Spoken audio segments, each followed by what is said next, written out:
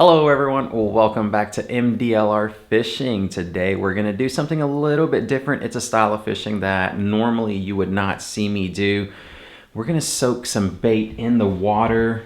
I'm going to take this guy, if I can get it out. This one right here, this is what I took to Panama with me, a Shimano Oshia jigger fishing reel. Lots of muscle behind this tiny little reel. So we're gonna get that. We got to get a rod for it, and I got just the thing, which it's going to be this guy right here. Check it out. Very nice rod right here.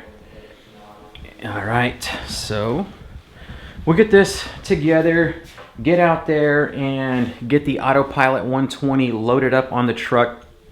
I hope you all are really liking the content that I am bringing y'all concerning that kayak. Still plenty of testing that needs to be done with it. So I am thoroughly enjoying y'all's questions and comments down below. Leave them there if you have something that I haven't touched over. And if I have an opinion on the matter, I will definitely give you my God's honest opinion about it. So let me hurry up and get out there.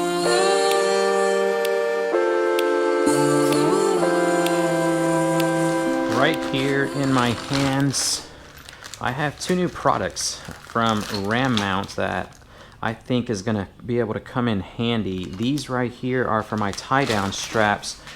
The Malone cart that I use, this guy kind of slides all over the place whenever you attach it back here.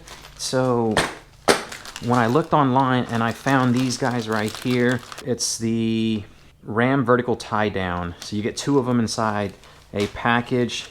With the Hobie, I would run this strap through right here, and that would kind of cinch down over here, but that's not what this is intended for. So I always worried about it as I'm pulling the kayak along. If it hits a bump, that strap, the cart underneath, tends to slide towards the rear of the kayak, and it puts undue pressure right here, unnecessary pressure. So I saw these, should be plenty of room right there. Get that guy cinched down, and then there you have it. That is a nice anchor point. That ain't going nowhere. We'll get the other one fastened on, buckle up the cart, and we'll see how it's gonna work. So we get it on just like that. It's pretty simple. Okay, so this is not gonna work. Cannot get that strap through. What I'm gonna do is figure out some way to shorten this strap to where it rests somewhere over here. But this is the concept of what I was going for. Wham, go through there, here, like that, cinch it down right there, and then now you have a legit tie-down spot to keep the cart from continuously sliding rather than putting the pressure on these straps right here. The other product is the Ram Tough Pole. It's a camera mount with the Ram track node. What I'm aiming for on this right here is to just get a new camera angle for y'all. Film from way over here. Get that right there. This just tightens, and then you can swing that around. This has got your typical GoPro camera mount right there, and we're gonna have a new filming angle. Here's my quick solution. I figured if I tie a knot right here, I should be able to still use the entire strap later on by untying the knot, but just for right now, we tie that right there. Yeah, it's gonna work. There we go. Yep, just like that.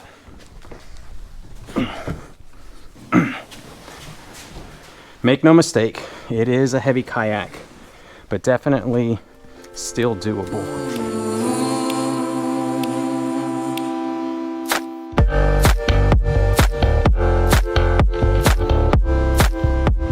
Check on the kayak.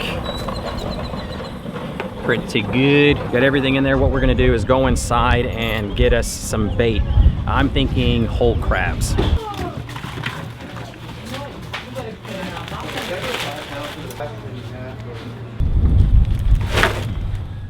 Well, I thought I was going to be able to use this thing, but I forgot the camera mount, so we're going to take this off. By far the heaviest rig I've ever carted to the water. There we go. Whew. I am out of breath just trying to get that thing. All right, we got to go put the cart away, but we'll get the kayak over here.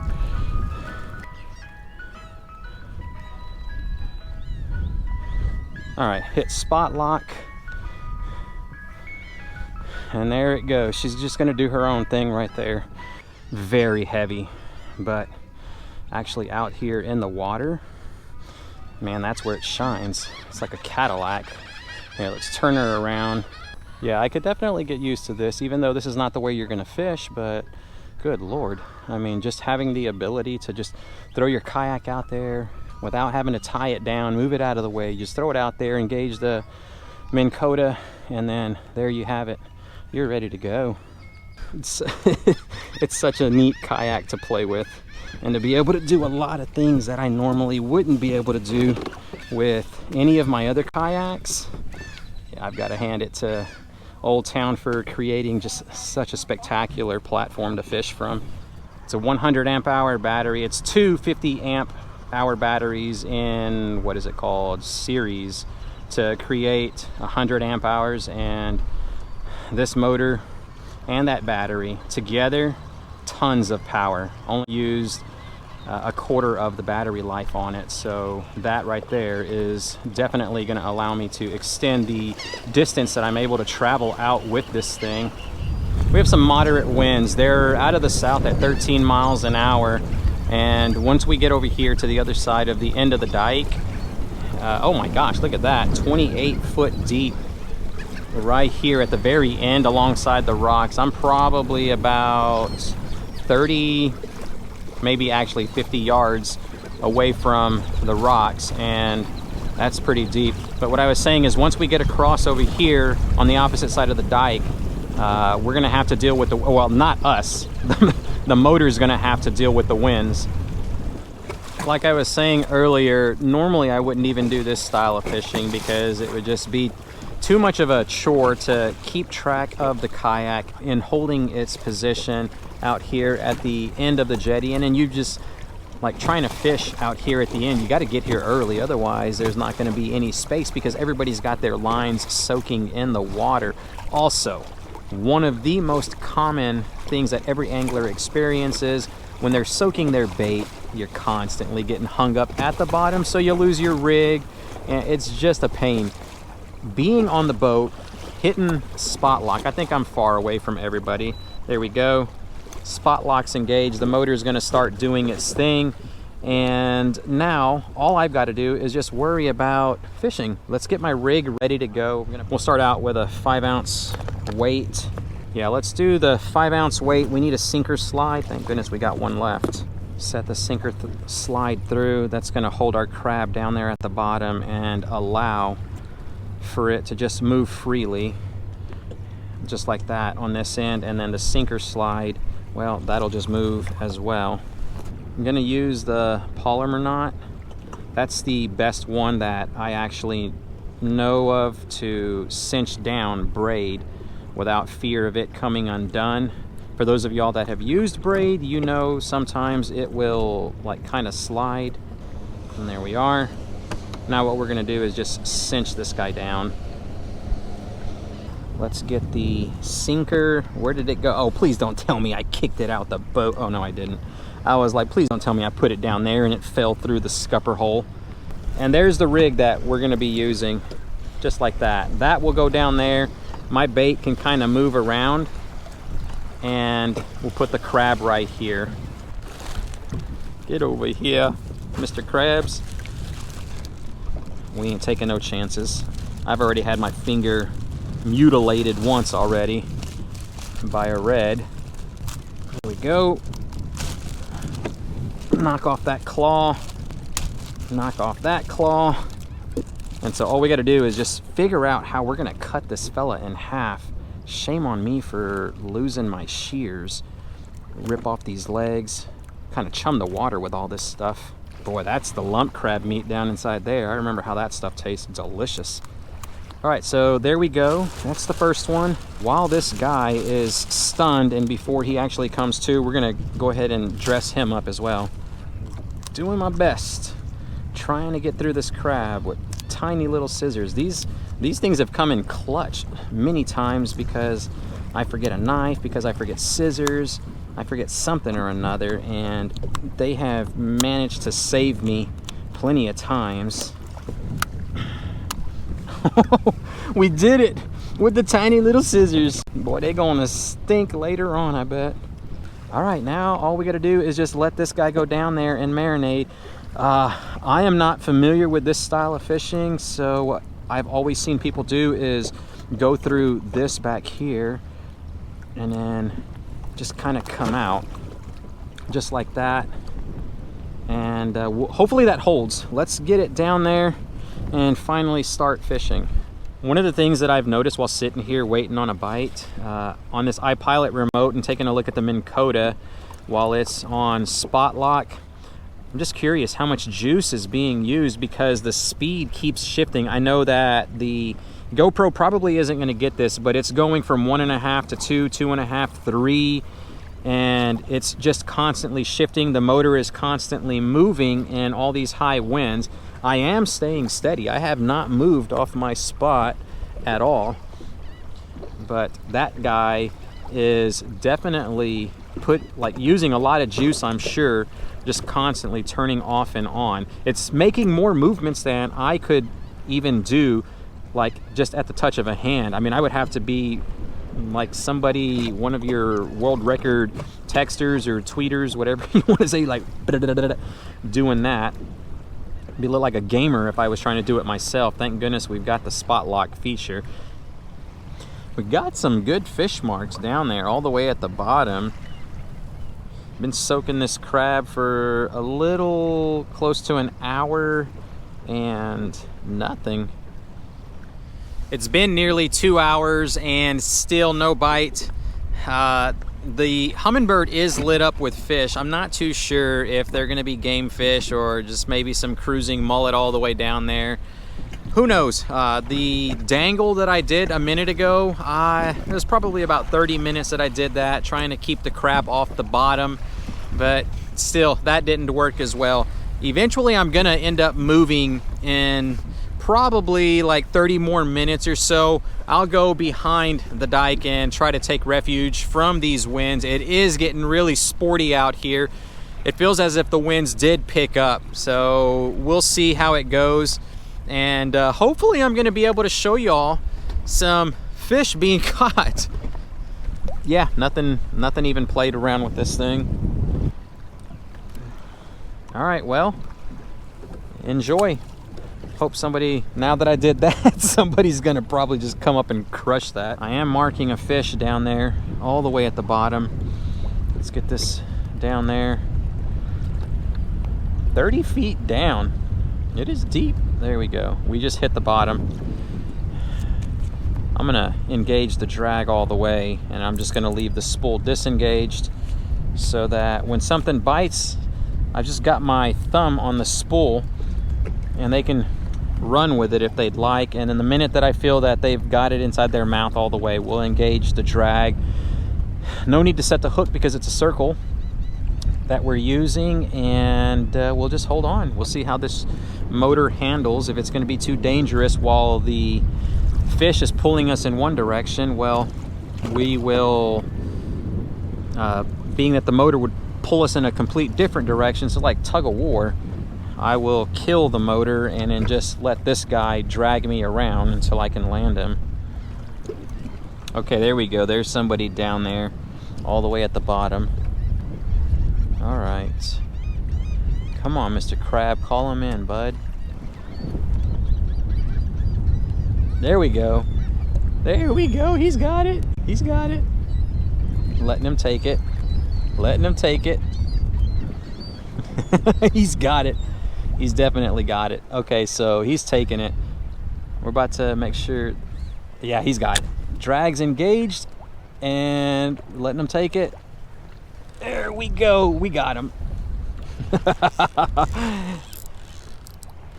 Yeah, this guy's got it. Okay, so now we've got Spotlock trying to maintain us on course, and we've got a fish that's big taking us the other way. Spotlock, can you do it, baby? Can you do it? This has got to be a big ugly. Oh my gosh. No, Spotlock is taking it in stride. All right, here we go. I'm gonna start putting some muscle on this guy. There we go. Oh my goodness. Thank goodness I brought out the big gun, because this is a big fish. Boy, I can hear that Spotlock. All right, come on. The cool thing about this, I ain't gotta worry about the rocks. There we go, he's coming back now. Here he goes, he's coming at me. Try to regain the line that we just lost. Oh my gosh, this dude has got some muscle. Come on, bud.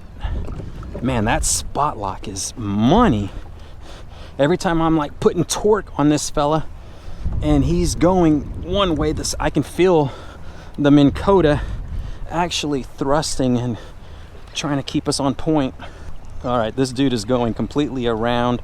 He's turning the boat around, going towards the rocks. And the Minn Kota, y'all can see which direction it's going, trying to get me back, oriented the other way. Whew.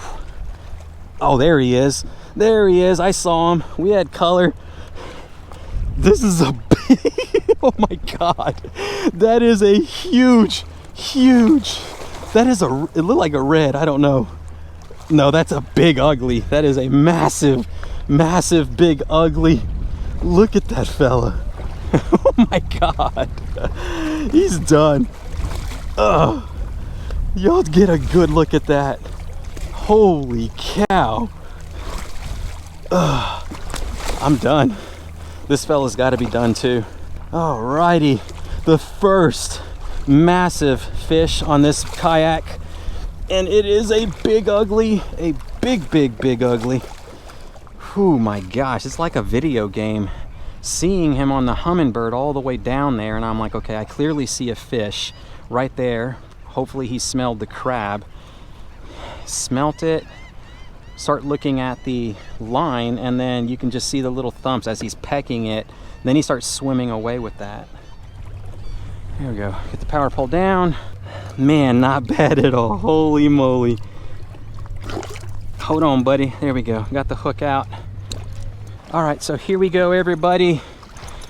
I'm gonna try to measure him. We're gonna put him over here on the board. He's probably not gonna fit. I really can't take him out and throw him on the measure board because he's just way too big. Like, y'all can kind of get a sense for how big he is. We'll set this over here at the tip. I'm using a 32-inch board, and there it is right there. And his tail is an additional, gosh darn, 8 inches. It's probably a 40-inch black drum.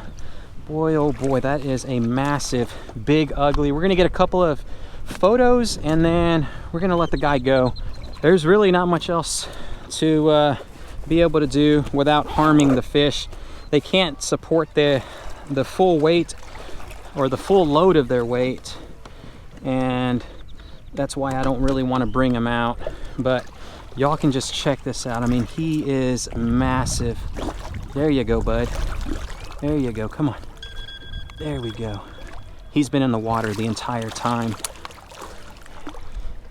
All right, there we go.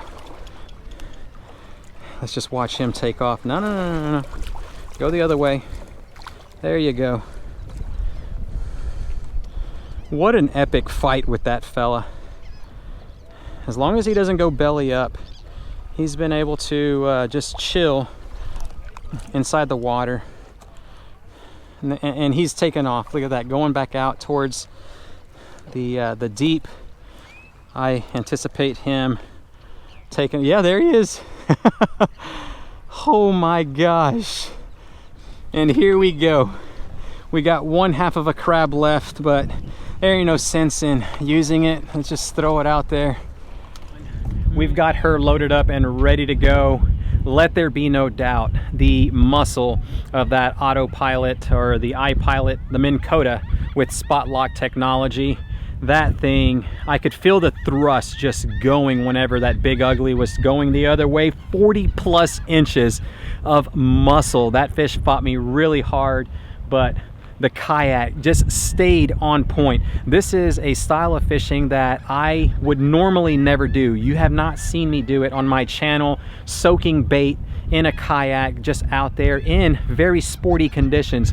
Water chopping swells coming at me from every direction, but the kayak performed beautifully. I am just absolutely in love with the endless possibilities of new fishing that I'm going to be able to do. So for those of y'all that are new to the channel, you just came over and checked out the video because of the Autopilot 120, do me a favor, click the subscribe button, because we're going to do a lot more testing on it.